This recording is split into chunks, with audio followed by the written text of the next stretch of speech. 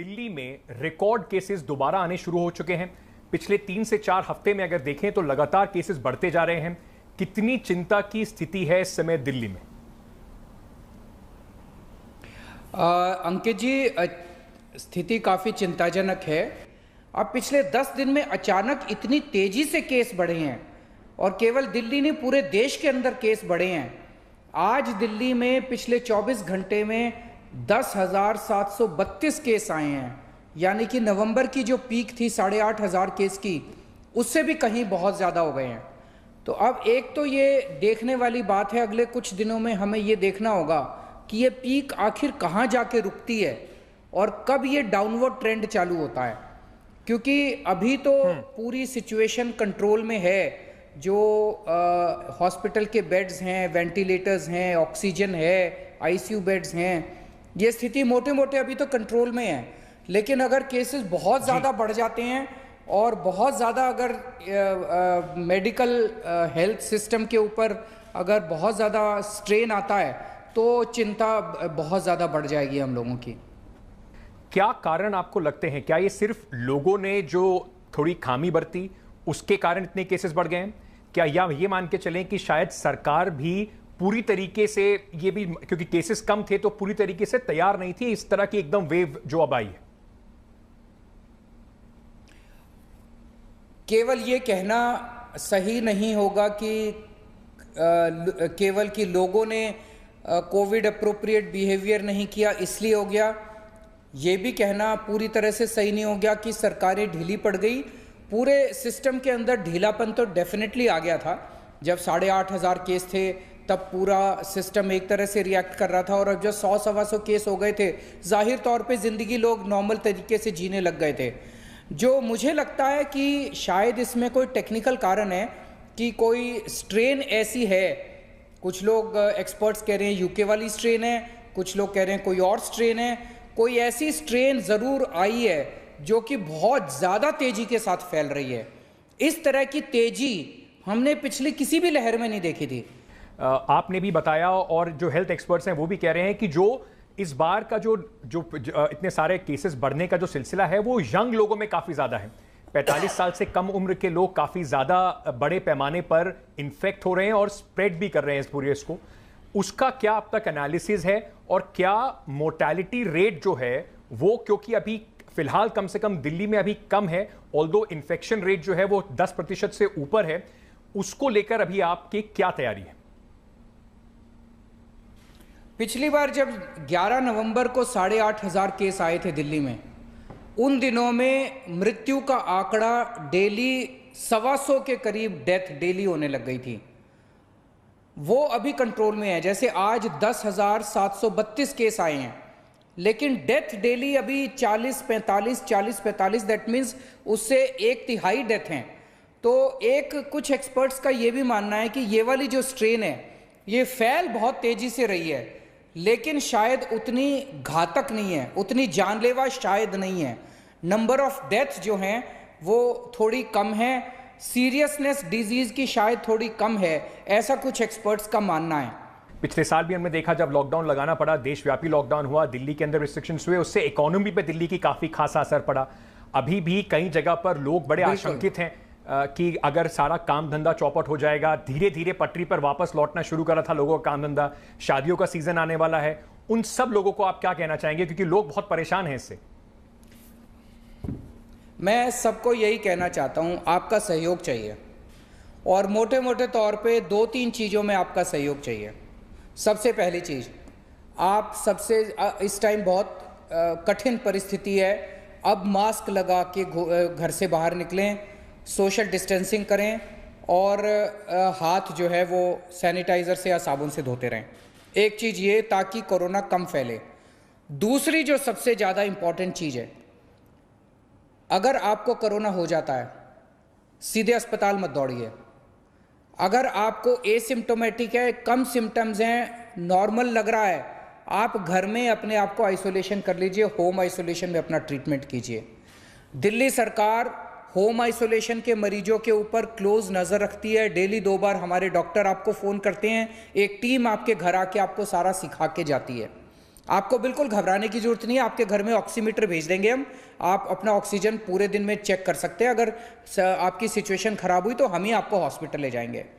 अगर एसिम्टोमेटिक और simple symptom वाले मरीज अस्पतालों में आने लग गए, हमारे अस्पताल कोलैप्स कर जाएंगे, हमारे अस्पताल लोड नहीं ले पाएंगे। अस्पतालों को केवल सीरियस मरीजों के लिए रहने दीजिए। आपने प्रधानमंत्री जी को जैसे लिखा कि इस वैक्सीनेशन को यूनिवर्सलाइज कर दिया जाए, खोल दिया जाए, उसको लेकर दिल्ली में क्या स्थिति है? क्या दिल्ली में भी वैक्सीन की कोई कमी है? अंकित, अभी ये बड़ी आयरनी है, विरोधाभास है कि एक तरफ कोरोना इतनी तेजी से फैल रहा है और दूसरी तरफ हम कोरोना की जो दवाई है, कोरोना का जो वैक्सीन है वो आ गया है, उसको हम घर घर तक नहीं पहुंचा पा रहे हैं। अभी तो युद्ध स्तर के ऊपर वॉर मोड में हमें घर घर जाके वैक्सीनेशन कर देना चाहिए। डोर टू डोर करना चाहिए।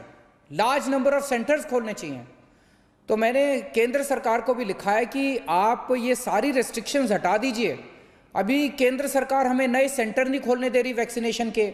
हमें लार्ज स्केल पे वैक्सीनेशन करने के लिए कहा जा रहा है कि 45 साल से कम उम्र के लोगों को नहीं किया जाएगा। हमें सफिशिएंट वैक्सीनेशन के डोज नहीं दिए जा रहे। क्या आपको लगता है अरविंद जी, जैसे आपने कहा इस पर राजनीति नहीं होनी चाहिए, पर 7 तारीख को एक चिट्ठी आई केंद्र स्वास्थ्य मंत्रालय से दिल्ली को, उसमें फ्लैग करा गया उन स्टेट्स में जो वैक्सीनेशन में उनको कहा गया कि और स्पीड अप कीजिए। उसमें कहा गया कि आपको 23,70,000 के आसपास डोज दिए गए हैं। दिल्ली ने अभी 18 लाख के आसपास, ये 70,000 के आसपास डोजेज यूज करे हैं। ये 7 तारीख की, अप्रैल 7 का डेटा है। उसके ऊपर हर्षवर्धन जी ने भी कहा कि आप पहले अपनी परफॉर्मेंस सुधारिए।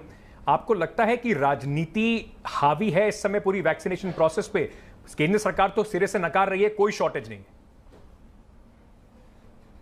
शॉर्टेज तो है। केंद्र सरकार खुद भी मान रही है कि शॉर्टेज है। और पिछले 2 महीने में एक्सपोर्ट किए गए अपने वैक्सीन लगभग बता रहे हैं 6.5 करोड़ एक्सपोर्ट्स किए गए। लेकिन पहले जो हुआ उसको छोड़ दीजिए, अभी ये फिंगर पॉइंटिंग का टाइम नहीं है। मुझे लगता है कि अब भविष्य में हमें कोई एक्सपोर्ट नहीं करना चाहिए। सबसे पहले हमें अपनी पूरी जनसंख्या को वैक्सीनेट करना चाहिए। यूएसए के बारे में मैंने सुना है, यूएसए के बारे में मैंने पढ़ा कि यूएस गवर्नमेंट ने पूरी दुनिया भर से जहां से उनको वैक्सीन मिल सकती थी सबसे इंपोर्ट करके, हर जगह से इंपोर्ट करके उन्होंने होर्डिंग कर लिया अपनी वैक्सीन की, अपने लोगों के लिए। तो इस वक्त ज़रूरत यह है कि हम सबसे पहले अपने लोगों को वैक्सीनेट करें और ज़्यादा से ज़्यादा इसकी प्रोडक्शन फैसिलिटीज़ बड़े स्तर के ऊपर शुरू कर दी जाए, तुरंत शुरू कर दी जाए, वॉर फुटिंग के ऊपर शुरू कर दी जाए। जिन 2 कंपनियों ने अभी बनाया है उनको पूरी मदद करके उनकी भी प्रोडक्शन फैसिलिटीज़ को बढ़ाया जाए ताकि ज़्यादा से ज़्यादा लोगों को जल्दी से वैक्सीनेट किया जा सके। डॉक्टर्स जिनको वैक्सीन लग भी गई है, उसके बाद भी देखने में आया कि एम्स में, गंगाराम में, कई अस्पतालों से इस तरह की रिपोर्ट आई कि डॉक्टर्स दोबारा से संक्रमण, जो कोरोना संक्रमण है उसके शिकार हो रहे हैं। उसको लेकर लोगों में एक चिंता भी है और आप खुद भी एलएनजेपी अस्पताल गए, आपने अस्पतालों के दौरे भी किए। उसको लेकर आपको लगता है कहीं ना कहीं एक बार फिर से डर आ रहा है, वैक्सीन हेजिटेंसी बढ़ जाएगी इस तरीके के केसेस पे अगर सामने आएंगे तो? मैं सभी लोगों को इस प्रश्न के जवाब में कहना चाहता हूं कि ये जो कई जगह से खबरें आ रही हैं, सच हैं ये खबरें कि कई डॉक्टर्स ने दोनों वैक्सीन के डोजेस लगवा लिए। दूसरी डोज लगाने के बाद 3-4 हफ्ते बीत भी गए, उसके बावजूद भी उनको कोरोना हो गया। ऐसे कई लोग हैं, ऐसे कई मामले हैं। तो मैंने उनसे बात की, एक्सपर्ट से बात की, उन डॉक्टर्स से बात की, वहाँ के मेडिकल प्रोफेशनल से। गंगाराम से पता चला कि 37 डॉक्टर्स ऐसे हैं जिनको कोरोना हो गया दोबारा। तो मैंने गंगाराम के जो डॉक्टर MS राणा हैं उनको भी बुलाया, उनसे भी मैंने डिटेल में चर्चा की और भी कई लोगों से। उन सबका ये कहना है कि वैक्सीन लगने के बाद कोरोना नहीं होगा ऐसा नहीं है, कोरोना हो सकता है, लेकिन जो कोरोना आपको होगा उसकी सिवियरिटी बहुत कम होगी। आपकी डिजीज सीरियस नहीं होगी, वो फेटल नहीं होगी, जानलेवा नहीं होगी, आपकी जान नहीं जाएगी, आप बच जाओगे। और बहुत सारे most of these cases asymptomatic cases होंगे। कोरोना हो सकता है। तो एक तो ये कहते हैं कि जिसको वैक्सीन लग जाए वो भी अपना मास्क पहन के जरूर घूमें, सोशल डिस्टेंसिंग बरते। लेकिन अगर कोरोना हो भी जाए तो वो कोरोना आपका जानलेवा नहीं होगा, इसीलिए वैक्सीन लगानी जरूरी है। इसीलिए मैं उन सबको कहना चाहता हूं, जो जो अभी ये सोच के वैक्सीन नहीं लगवा रहे कि यार वैक्सीन लगवाने से क्या फ़ायदा, उस फलाने ने वैक्सीन लगवाई थी, देखो उसको दोबारा हो गया। लेकिन आप देखेंगे जिन जिन लोगों ने वैक्सीन लगवाई थी और उनको दोबारा हुआ, उनको शायद सीरियस कोरोना नहीं हुआ। अभी तक डेटा ये दिखाता है।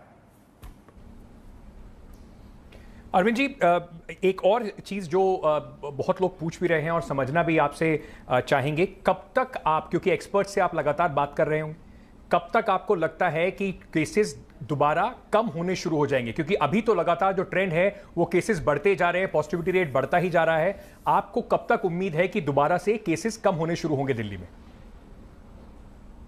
इसका किसी के पास जवाब नहीं है। मैंने कई लोगों से पूछा, सेंट्रल गवर्नमेंट के भी एक्सपर्ट्स, अपने भी एक्सपर्ट्स, इसका किसी के पास जवाब नहीं है। हमें स्थिति को हमारे को स्थिति पे नज़र रखनी पड़ेगी और हम भी उसी के इंतज़ार में हैं कि कब ये नीचे जाना चालू होंगे। जब ये नीचे जाना चालू होंगे तब हम थोड़ी सी चैन की सांस ले सकते हैं। तब मैं आपको निश्चित तौर पे बता सकता हूँ लॉकडाउन लगेगा कि नहीं लगेगा। लेकिन अभी जब तक ये केसेस बढ़ रहे हैं और तब तक हमारे लिए एक चिंता का विषय बना हुआ है। मुझे अभी भी याद है कि जब शुरुआत हुई थी पिछले साल कोरोना की, तो बीच में एक ऐसा समय आया था जब दिल्ली में भी काफ़ी किल्लत थी, बेड्स की परेशानी थी। मैं आपसे बस यही समझना चाहता हूं, क्योंकि आप जब बात करेंगे तो आप पूरे जो दिल्ली सरकार है उसकी कमान संभालते हुए, किस तरीके के इंतजाम है उसको संभालते हुए, क्या जनता को आप इस बात का भी एश्योरेंस दे सकते हैं कि अगर सिचुएशन इससे और भी खराब होती है तो उन्हें कम से कम पिछली बार की तरह मेडिकल फैसिलिटीज की किल्लत नहीं होगी? अंकित, पिछली बार जून के महीने में थोड़ी किल्लत हुई थी, उसके बाद सितंबर में एक और पीक आई थी, उसमें कोई किल्लत नहीं हुई थी। नवंबर में तो बहुत ही खतरनाक पीक आई थी, 8,500 केस थे हमारे पीक पे, तब भी कोई किल्लत नहीं हुई थी। तो अब हमारा सिस्टम दुरुस्त है, अब हमारे पास पूरा तामझाम है, ऑक्सीजन के सफिशिएंट बेड्स हैं, सारा प्रक्रियाएं भी हैं, एडमिनिस्ट्रेटिव सिस्टम भी है। तो मुझे लगता है इस बार हम उससे और भी ज़्यादा केसेस को डील करने के लिए अभी फ़िलहाल तैयार हैं। अगर जैसा आपने कहा कि मैं हर रोज़ या हर दूसरे दिन जनता के बीच में आके सारी स्थिति रखता रहूँगा, आज भी मैंने जनता से बातचीत की, तो अगर कभी भी स्थिति खराब होगी मैं जनता के सामने रख दूंगा कि भाई इस चीज़ की कमी हो रही है और ये ऐसी ऐसी स्थिति है। मैं सब कुछ जनता के सामने सच रख दूंगा। मैं आपसे चलते चलते बस एक सवाल और पूछना चाहता हूं कि जिस तरीके से आपने कहा कि सिर्फ कोविड अप्रोप्रिएट बिहेवियर ना अपनाना सिर्फ वही कारण नहीं है, एक नया स्ट्रेन भी है, उसके कारण भी तेजी से इतनी बढ़ रहे हैं केसेस, लेकिन उसके बाद भी देखा जा रहा है कि लोग अभी भी आनाकानी करते हैं, मास्क नहीं पहनते। जिस तरीके से बीच में लोग जाना शुरू हुए थे, सड़कों पर आपको दिखाई पड़ेगा मास्क नहीं पहना जा रहा था। क्या आप एक बार दिल्ली की जनता से क्या कहना चाहेंगे अरविंद जी? क्योंकि बहुत बहुत ज़रूरी इसमें ये भी है कि चाहे केसेस की सिचुएशन कुछ भी रहे, हमें शायद आने वाले कुछ महीने नहीं कई साल तक अभी भी कोरोना से लड़ने के लिए कोविड अप्रोप्रिएट बिहेवियर तो बिल्कुल अपनाना ही पड़ेगा। मैं सभी लोगों से ये कहना चाहता हूं कि ये आप किसी पे एहसान नहीं कर रहे अगर आप मास्क पहन रहे हैं, आप अपने ऊपर ही एहसान कर रहे हैं। सबसे बड़ी सुरक्षा मास्क है। अगर आप मास्क अच्छे से पहन के रखते हैं तो आपको कोविड नहीं होगा, इसके काफ़ी चांसेस बढ़ जाते हैं। आप अपने परिवार को मास्क पहनाइए, आप घर से कम बाहर निकलिए, सोशल डिस्टेंसिंग का पालन कीजिए। जब मैं कुछ लोगों को बिना मास्क पहने हुए देखता हूँ और उनको कहता हूँ मास्क क्यों नहीं पहना, तो कहते हैं जी अब 1 साल हो गया, थक गए। आप उस डॉक्टर की सोचिए, उस नर्स की सोचिए, उस पैरामेडिक स्टाफ की सोचिए, पिछले 1 साल से 24 घंटे हम लोगों की सेवा में लगा हुआ है। वो अस्पताल के अंदर वार्ड में जाते हैं, पीपी किट पहन के जाते हैं। पीपी किट पहनना कितना मुश्किल है पता है आपको? पीपी किट के अंदर कितने पसीने आते हैं पता है आपको? कितना सफोकेटिंग होता है पता है आपको?